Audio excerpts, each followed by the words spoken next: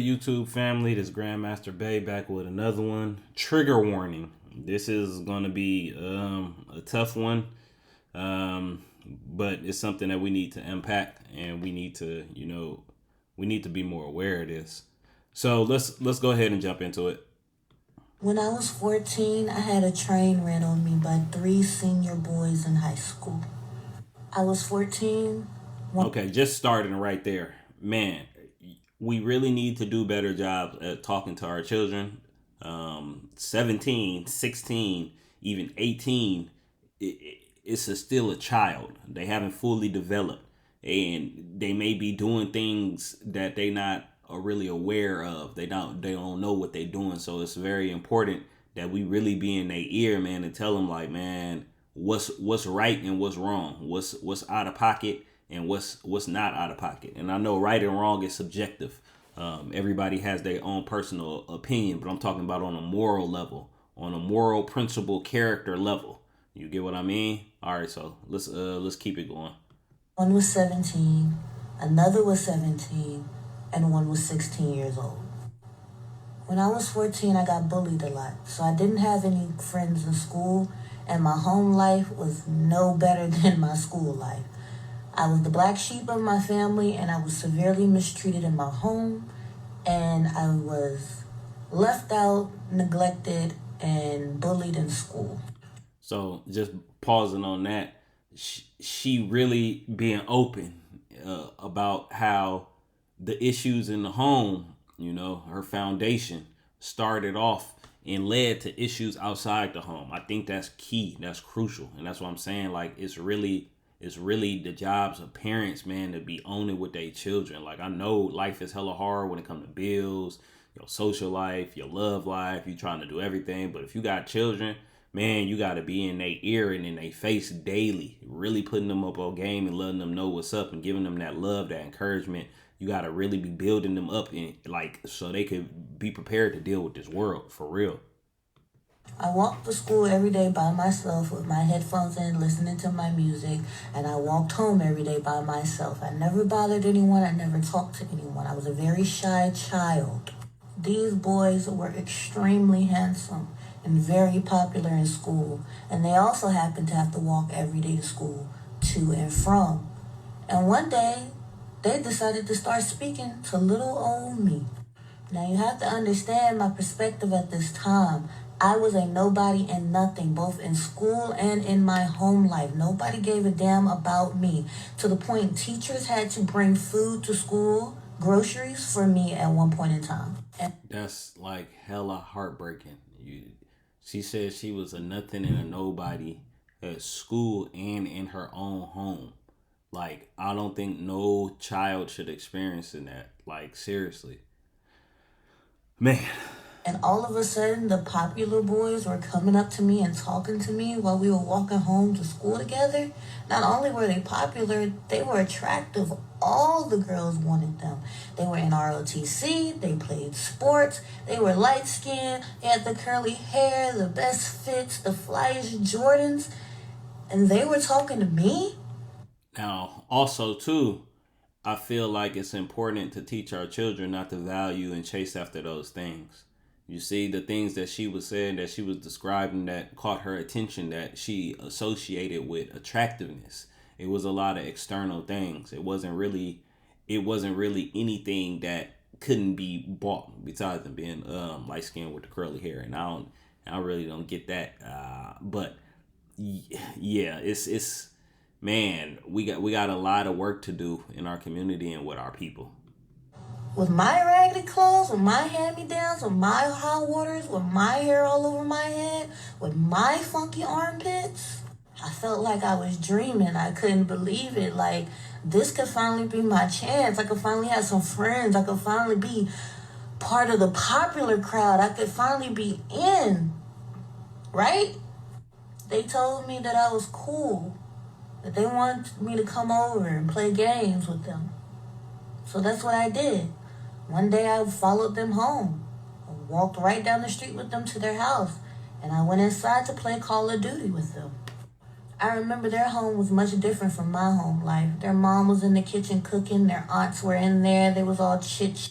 So One, again, it's important for parents to be on their children because this situation could have been a whole lot less. She walking home with some people that she don't know. She could have been snatched up permanently.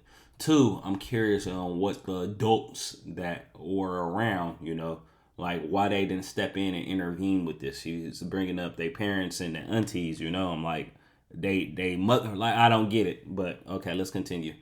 And they offered me a plate.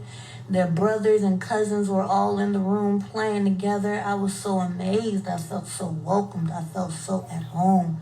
I thought to myself, I never want this feeling to stop. I don't want to go back home to where I was at and get cussed out, yelled, and abused. This is amazing. I got new friends and maybe even a new family too. We played Call of Duty until the sun went down, and then his mom told me I needed to go home. As I was going home, he told me, come back. I'll sneak you in so that we can play the game some more.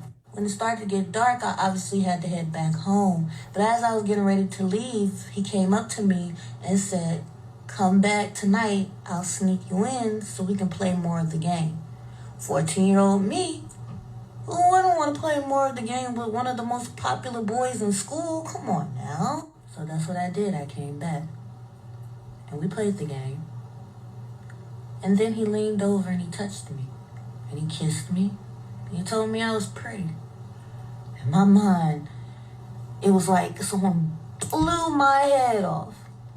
The popular boy in school just told me I was pretty and kissed me and likes me. That's what he's telling me. He likes me.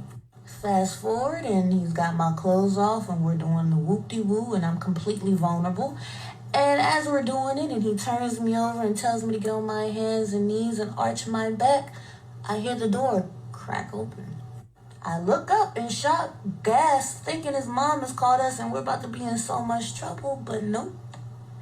It's his brother. He never stopped stroking me. As his brother walked in, I sat there in disbelief, my mind racing.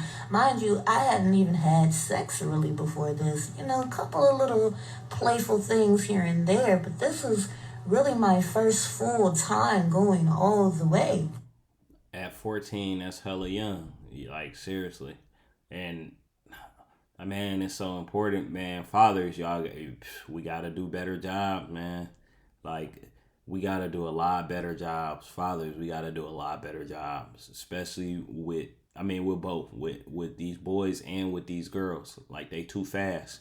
They too fast. The boys too fast for no reason, and it causes the girls to be too fast for no reason. And now it's the reverse. We got to chill. We really got to chill. So now I'm wondering what's going on. Why hasn't he stopped? Do I stop? Do I lay here? Do I tell him to stop? I don't really know. His brother walks in, he never stops stroking, and then he leans down and whispers in my ear, can my brother get a turn? I don't really know what to say. I don't know what to do. Do I say no? Do I say yes? I should say no, right? Can your brother get a turn? I don't even know your brother, but I finally have some friends. And their family's really nice to me. I hate to mess this up. So him and his brother get a turn. But then the door cracks open again. And here comes his cousin. Ain't no fun unless we all get some, right? That's what they told to me. I'll spare you all the details of my sad sob story, but let's just say fast forward, everyone has their fun, I guess. And it's time for me to go home. And I'm confused. And I'm ashamed. And I don't really have anybody I can talk to about it. I don't know what I just did. And I don't even know if I liked what I just did. Anyways, because I know this video is getting long and you guys probably don't want to hear all the details. Long story short, back then, I didn't realize that I was a victim. I didn't realize that was a manipulation tactic. I didn't realize I was targeted. Back then, I was just ashamed. I felt like I had been a whore, a harlot. I felt disgusting. I felt like it was my fault. I felt like I should have moved smarter. And I also, in the same breath, felt like, finally, somebody loves me. Somebody wants me. Finally, I'm pretty enough. Finally, I'm good enough.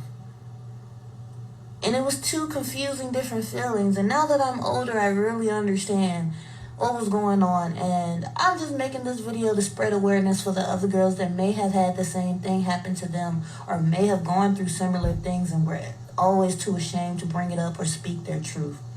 You were a victim. When I was 14, I had... Yeah, that's real. I'm gonna be honest, that's very real. I feel for her. Like that's out of pocket. But yeah, we got to do a whole lot better with these children, man. And I know in this country everything is so hypersexualized, but we got to do a lot better with explaining, a lot better with conversations, with telling, with talking to them and telling them what it is. Not telling them what they hear, what they want to hear, not telling them what we think it is right, or not telling them, the fluff. Like, we got to start keeping it extremely bluntly honest with these children, so they could be better prepared for these situations. Because it seems like they just popping up more and more. But all right, y'all give me y'all comments. Tell me what y'all think. Like, comment, and subscribe, and tell me what y'all think, man. Do y'all have any situations like this? Like, what can we do to start fixing this? So we can start repairing the damage between us. What can we do? All right, I'll catch y'all.